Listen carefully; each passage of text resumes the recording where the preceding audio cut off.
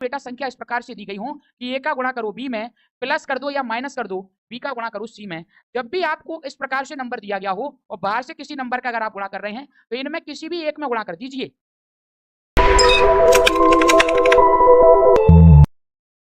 इधर ध्यान से देखें सभी लोग, कोई बात नहीं, जिनका बन गया अच्छी बात है, जिनका नहीं बना है वो इधर ध्यान से देख लेंगे तो जवाब बन जाएगा।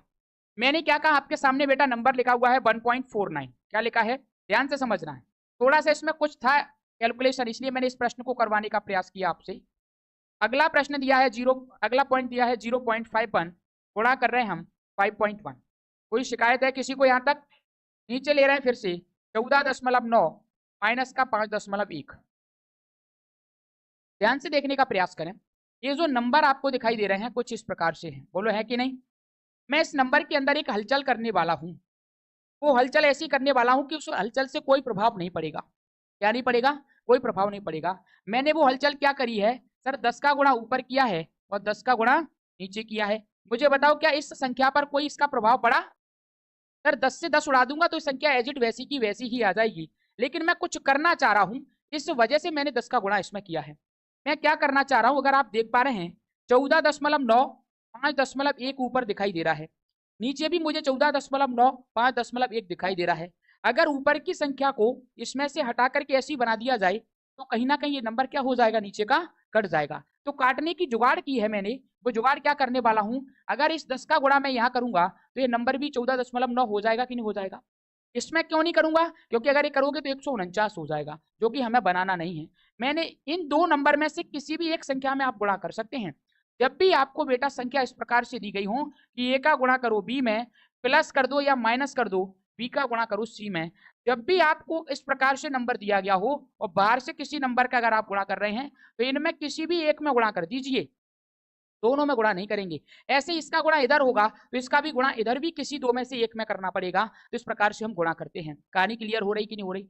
जैसे ही हमने बेटा ये काम किया तो ये काम करने पर हमको क्या प्राप्त हुआ बताओ, ये बन जाता है 14.9। बोलो बन गया कि नहीं बन गया? कहानी क्लियर है ना यहाँ तक सभी की?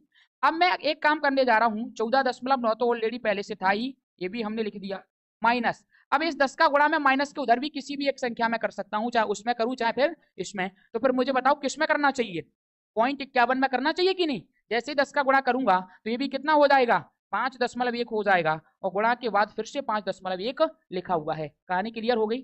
नीचे मुझे बताओ क्या मिल गया है, नीचे मिल गया है 14.9 माइनस का 5.1। अब मुझे बताओ क्या बन गया, ए स्क्वायर माइनस का बी स्क्वायर, एक बार प्लस में और एक बार माइनस में। और जैसे ही एक बार प्लस में और एक बार माइनस में बन जाता है तो हम अच्छे तरीका से जानते हैं कि नंबर एक कट जाएगा। तो क्या बनेगा, 14.9 प्लस में किसके साथ, 5.1 के साथ, और 14.9 किसके साथ, माइनस में, सॉरी माइनस के साथ, हाँ 5.1।